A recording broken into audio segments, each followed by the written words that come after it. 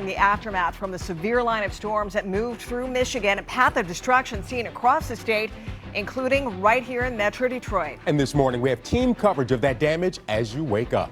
Thank you so much for starting your day with 7 News Detroit. I'm Keenan Smith. I'm Alicia Smith, and damage reports are still coming in at this hour, and we do expect to see even more as the sun comes up. There are thousands of power outages this morning. Well, so far we've seen the worst damage on the west side of the state. We're talking overturned campers and collapsed buildings.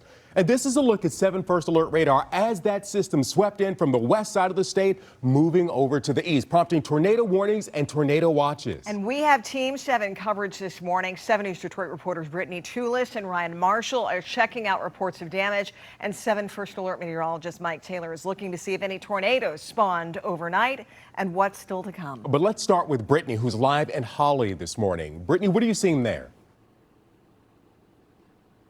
Yeah, Keenan, Alicia, I'm on Coggeshall Street in East Sherman. Consumer Energy is here assessing the damage because we have a lot of it. You can see a tree is spanning Coggeshall Street here. These barricades were already here when we got here. If you look up, you can see that tree has knocked completely into a utility pole. That pole is slanted now on its side. This has also knocked down some wires as well. We are a safe distance. So you have to stay 25 feet at least away from down wires. You can see one down wire on that corner just to the left of where that Consumer's Energy vehicle is. It's right on the curb. You can kind of see it a little bit. And then if we swing this way to this side of the street, you can see another downed wire. This one already cautioned, taped off.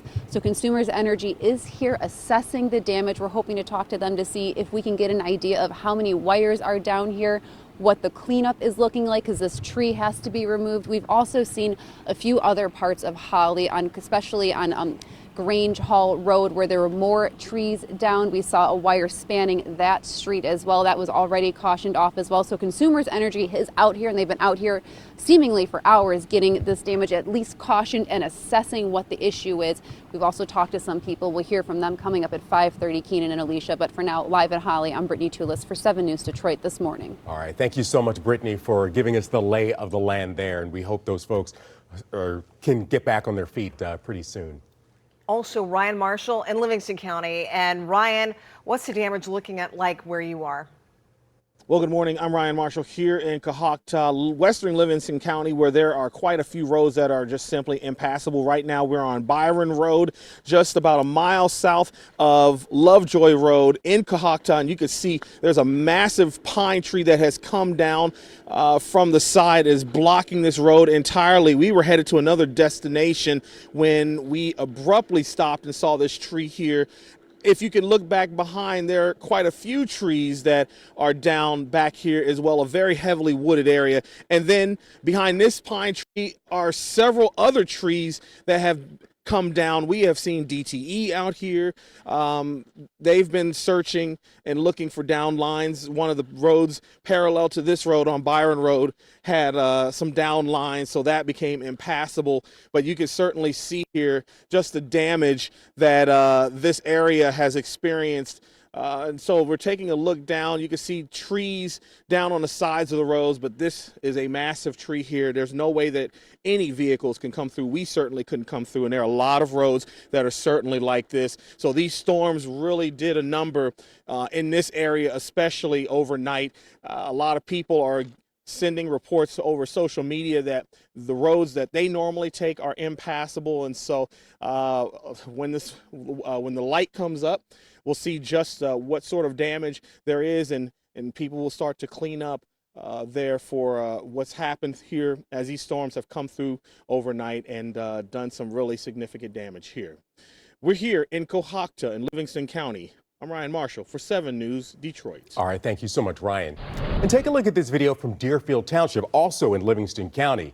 This is where we found another huge tree blocking the road there. This is on Fawcett Road between Fisher and Wiggins Road.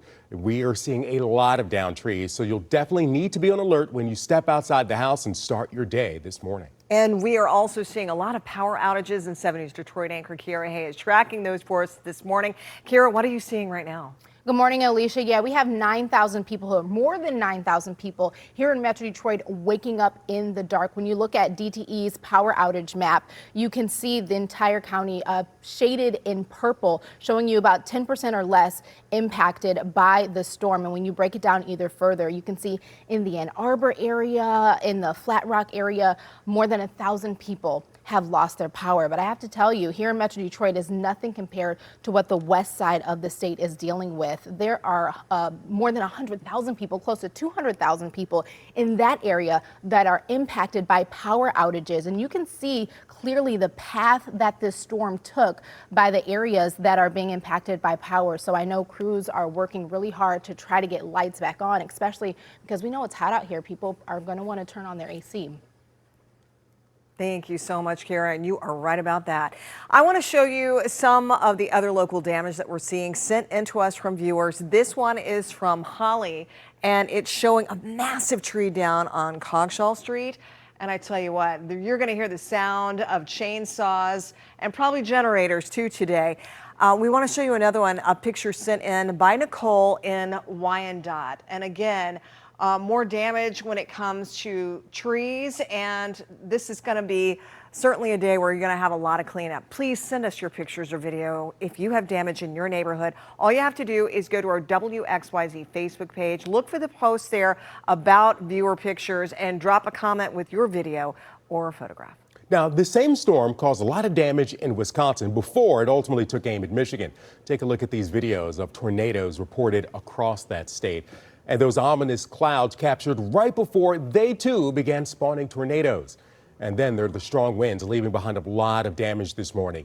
Down power lines, down trees, toppled structures and buildings, broken windows. Thankfully, though, only minor injuries have been reported so far. And those storms also really blew up in Illinois. There's likely going to be some damage there in Illinois, parts of northern Indiana as well. So these were incredibly powerful storms. And thankfully, we have not mentioned any significant personal injury, right? No deaths or people being severely hurt. And that is a fortunate thing after we've looked at how strong this storm was.